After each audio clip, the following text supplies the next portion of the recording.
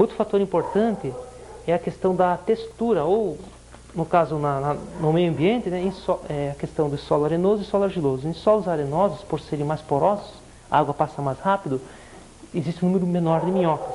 Em solos barrentos, por ser mais pesado, as minhocas também não preferem essa terra porque vai faltar água. Isso acontece quando vocês colocam no canteiro um esterco que não tem um pouquinho de fibra.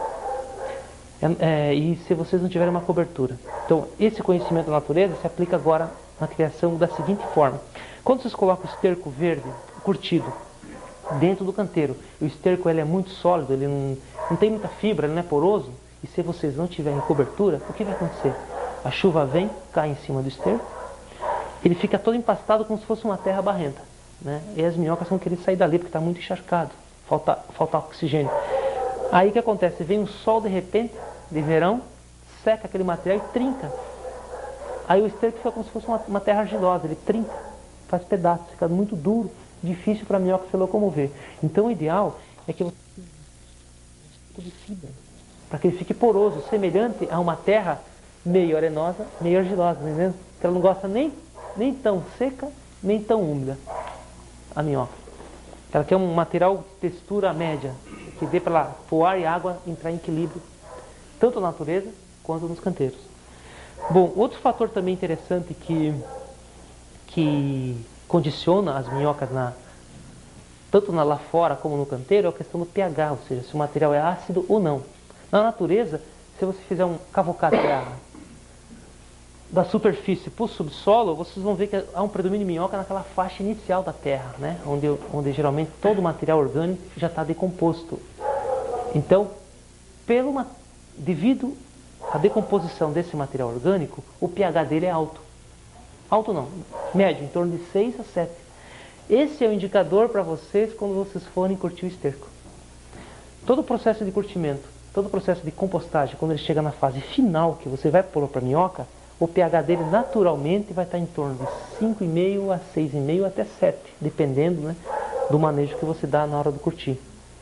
Então o pH regula. Se você pegar o esterco verde e colocar dentro do canteiro, tem a urina do gado ali, ela é ácida. As minhocas então não vão comer, vão fugir desse material. Tá? Então se vocês realizarem o processo de curtimento que a gente vai comentar aqui e depois vocês também ver na prática, vocês vão acelerar esse processo de fermentação e o esterco vai estar curtido e o pH vai estar adequado para as minhocas. Não há nem necessidade de querer mandar o esterco para o laboratório, tá? Porque só o fato dele estar curtido, ele já está com pH neutro, nem ácido nem alcalino, que favorece muito o desenvolvimento das minhocas, né? Outra coisa importante é a temperatura, né? As minhocas elas preferem temperaturas ideais, tanto na natureza como no canteiro, entre 15 e no mínimo de 15 e no máximo de 28 ou até mesmo 30 graus. Tá? Por que isso aí? Estou falando isso porque quando vocês estão fazendo o curtimento do esterco, muitas vezes, a primeira vez, até eu vou recomendar uma técnica para vocês, quando vocês forem fazer pela primeira vez, tomar esse cuidado. Muita gente faz o curtimento, acontece com a gente isso até hoje, apesar de estar 10 anos fazendo isso, sempre acontece isso às vezes. A gente faz o curtimento e olha o esterco está curtido, acha que está curtido. Aí a gente coloca no canteiro e umedece, porque ele fica seco em cima, né? De repente a gente volta no dia seguinte e, pô, mas as minhocas não estão no meio do canteiro, né? A gente vai pôr a mão, está quente. Ou seja, a temperatura elevou novamente. Então a temperatura é um fator importante que regula também a presença da minhoca. Então o ideal é que depois que vocês curtirem o esterco, ele vai estar à temperatura ambiente. E outra coisa interessante também, eu vi uma foto na Califórnia, Itália. Tem um canteiro rente ao solo com uma capa de gelo em cima, né? E nem por isso eles param de criar minhoca no inverno. Então por quê? Porque o humus, o esterco, ele é úmido, tem água. Então em dias que estão muito quentes, você põe a mão lá dentro, ele está frio. Em dias que estão frios, você põe a mão lá dentro, ele está quentinho. Ele vai regulando, né? É um regulador térmico, a água, né? Então essa questão de temperaturas extremas é polêmica, tá? Claro, eu estou falando aqui porque está na literatura. Se vocês forem ler, vai falar disso, né? Aí eu falo, pô, eu fui lá no curso e não disse.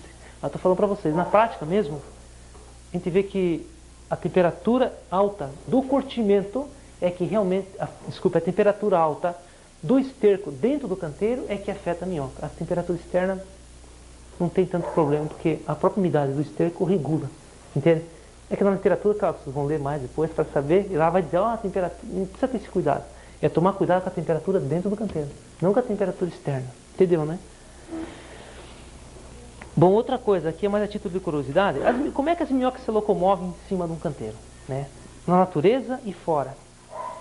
Então existem, a minhoca ela se locomove, né, por dentro da terra, que mais pra frente eu vou falar em função do movimento dos órgãos, né? E existem dois tipos de transporte, o ativo e o passivo. O passivo é aquele que a própria minhoca caminha, né, se movimentando pela superfície. E o passivo é aquele quando você transporta uma minhoca para outro local. Um exemplo desse transporte foi o que aconteceu com a minhoca mansa, uma minhoca nativa brasileira, predominante na Amazônia. Ela foi para a Malásia. Puxa vida, andou, né? Como é que vocês acham que ela chegou na Malásia? Elas foram transportadas nas mudas de seringueira. E hoje essa minhoca é criada na Malásia. Entende? Uma minhoca nativa, nossa, que está sendo criada lá. E nós estamos criando a californiana aqui. Então, uma inversão de valores aí. Não, isso é só título de curiosidade para vocês. E outra coisa, as nativas, esse dado é interessante. Eu estava falando para um colégio que visitou a faculdade esses dias, não, no passado, né? Eu falei assim, a californiana vive 2 anos. E a molecada gravou aquilo, né? Aí eles foram no canteiro, eu falei, tá vendo? Acabou a comida, as minhocas caminham daqui até o esterco.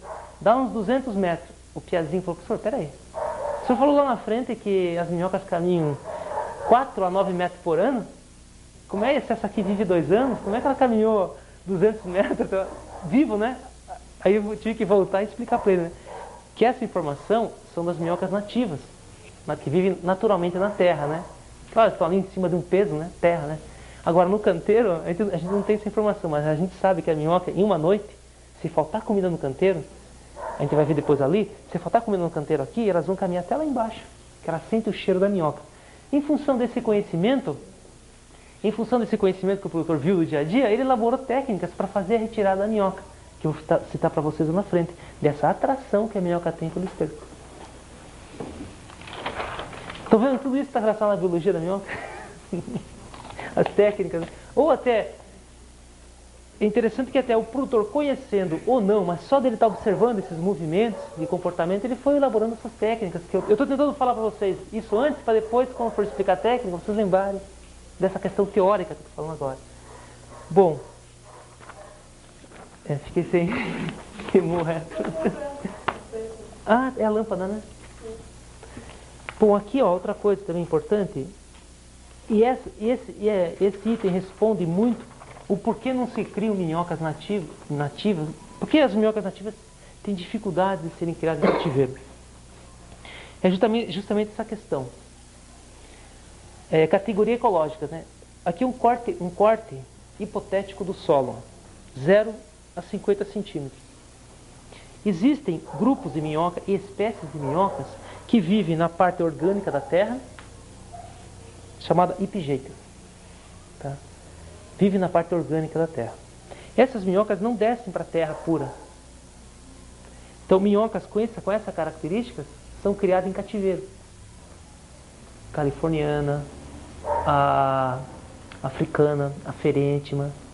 Essas minhocas são potencialmente para você criar em cativeiro. A minhoca do esterco também. Agora, existem minhocas que vivem de dia aqui na parte da terra e à noite sobem para se alimentar na fração orgânica. Né? Essas minhocas aqui, para criar em cativeiro, vai ter inconveniente que você tem que colocar terra. Tem que colocar metade de terra e metade de esterco. Então, fica antieconômico, né? Uma minhoca que tem essa característica é a miucçu, que o pessoal vende para isca no Mato Grosso. Só que a criação de minhoca hoje ainda ela é extrativa. As pessoas vão na natureza, tiram a minhoca da natureza e engordam ela no canteiro. Ela não consegue reproduzir dentro do canteiro ainda. Já tem pessoas tentando estudar para tentar reprodução, para evitar o extrativismo, né, a extração na natureza desse anelídeo. E tem outras minhocas que só vivem na terra mesmo. Então essas chamadas de endogeicas não têm potencial para se criar em escala comercial para a produção de humus. São aquelas que vivem só na terra mesmo, não sobem para se alimentar em cima. Então, em função desse conhecimento, as minhocas foram também utilizadas, né, para a criação comercial. Bom, outro aspecto importante também é a questão da biologia da minhoca. Que esse conhecimento também gera uma série de informações na hora do manejo, na hora da compra de matrizes. Bom, a biologia da minhoca, como você a gente vê desde criancinha, né? Ela apresenta o corpo todo segmentado, né? Acho que aqui até está melhor. Ela apresenta o corpo todo segmentado, né? Em anéis, né? E o número de anéis variam entre 120, entre 160 a 200 anéis no corpo. E aqui estão os principais órgãos das minhocas. O prostômio, que é justamente um órgão que faz com que a minhoca fixe o corpo na frente e depois empurre para ela poder caminhar tanto no solo como no esterco. Depois tem a boca, tem as aberturas genital, as aberturas do receptáculo seminal aqui, as aberturas genitais masculinas, femininas e as masculinas. Tem as cerdas, que servem a função de apoio para a movimentação da minhoca, depois que o prostômio puxa ela para frente. Os poros dorsais, onde saem os líquidos que defendem ela da luz do sol. E o ânus, onde sai o adubo. Essa questão do corpo segmentado responde àquela pergunta curiosa de todo mundo que quer criar minhoca. Sempre me perguntam, então talvez aqui eu vou antecipar. Professor, pode minhocas de espécies diferentes cruzar entre si? Dizer que não, eu estaria mentindo, mas é provavelmente impossível. Pelo que se tem de conhecimento hoje, provavelmente isso é impossível. Por quê? Geralmente a abertura masculina de uma espécie encontra-se, por exemplo, que tem 1, 2, 3, 4, 5, 6, 7, 8, 9, 10, 11, 12, 13. 13 anéis. Provavelmente, em outras espécies, a abertura genital feminina encontra-se no 10º anel e não no 13º. A mesma coisa acontece com os anéis masculinos, tá? Com a abertura genital masculina. Pode ser que ela esteja no outro número, no outro par de anéis. Então, na hora da reprodução, vou apresentar para vocês, vamos ver se você consegue pegar um ao vivo também. Uma minhoca entra dentro da outra e faz a cópula. Então, se for espécies diferentes, elas não vão se encaixar, né? Que quando uma encaixa a parte masculina aqui, a feminina dessa não consegue encaixar na masculina dessa. Porque os anéis não estão no mesmo segmento. Então, só minhoca de mesmas espécies conseguem, até segundo as últimas informações, se reproduzir. Professor, uma perguntinha. Da autorregeneração, ela só teria uma parte do corpo regenerada, a outra parte se morreria? Isso, ó, até também essa questão que eu ia falar para vocês agora. Existem aqui, nas minhocas, acho que aqui é melhor, né? Nas minhocas, todo mundo vê aqui, né? Existe aqui na minhoca não sei se dá para falar um órgão, mas uma estrutura chamada clitelo. Esse clitelo, quando a gente for pegar a minhoca e ver ela internamente, vocês vão ver que todos os órgãos principais das minhocas encontram-se para cá. Corações, cérebro, o sistema nervoso central, todos se concentram aqui, né?